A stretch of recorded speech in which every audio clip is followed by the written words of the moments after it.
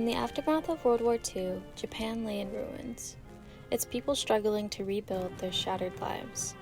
However, amidst the devastation, a silent revolution was taking place, one that would forever change the landscape of Japanese fashion. The American occupation that occurred following World War II brought not only military control, but also a wave of Western ideals and lifestyles. It was a time of profound change for Japan. As Japanese society grappled with the challenges of post-war life, clothing became a symbol of resilience and adaptation. The scarcity of resources forced the Japanese to be creative with their clothing. They turned to surplus fabrics and garments from the American military, blending Western styles with traditional Japanese craftsmanship.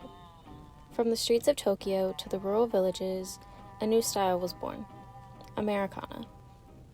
It was a fusion of East and West, reflecting the resilience of a nation rebuilding from the ashes of war.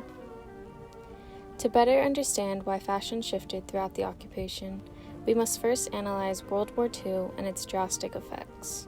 World War II was a major conflict that occurred from 1939 to 1945 and resulted in millions of fatalities of both citizens and military personnel. The war began with Germany's invasion of Poland in September 1939, which was then followed by the Soviet Union's invasion of Poland. The Axis powers were led by Nazi Germany, Italy, and Japan, all of which sought to expand their territories and establish dominance.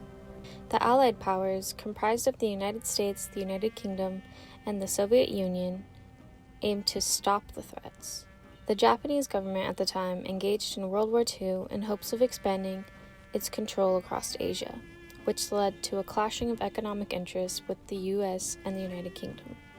The war would come to an end, however, in 1945 with the unconditional surrender of Germany and Japan after the bombings of Hiroshima and Nagasaki. This would mark the beginning of the post-war era and American occupation led by General Douglas MacArthur. Thousands of troops would then be stationed in Japan to provide aid and encourage a new way of living. As described by many American reporters, to aid them in this task, the United States brought assistance and encouragement. Japan's new constitution, compiled under American guidance, laid the framework for democracy. With thousands of these occupied troops in populated areas such as Ginza, the U.S. military developed post exchanges which stocked imported goods in large quantities. The noticeable contrast in food contributed to creating a sense of prestige around American products and cultural norms. Their campaign has harvested violence, bitter demonstrations of mob passion whose purpose was to drive a wedge between the Japanese and American peoples. During the occupation, Japanese individuals were forced to trade garments for scarce vegetables and old military uniforms, or monpe, which became everyday wear. Direct effects of the occupation included limited access to imported goods and supplies, and a complete halt on commercial goods. In turn, Japanese people adopted by utilizing handmade clothing and cheap American garments left at charity drives. One clothing piece specific to Japanese culture that was ultimately impacted by the occupation was the kimono. Throughout the era of samurais, kimonos were historically considered a formal garment commonly worn to signify high status. During World War II, the Japanese relied on kimonos because they were handmade, traditional, and there wasn't access to much else.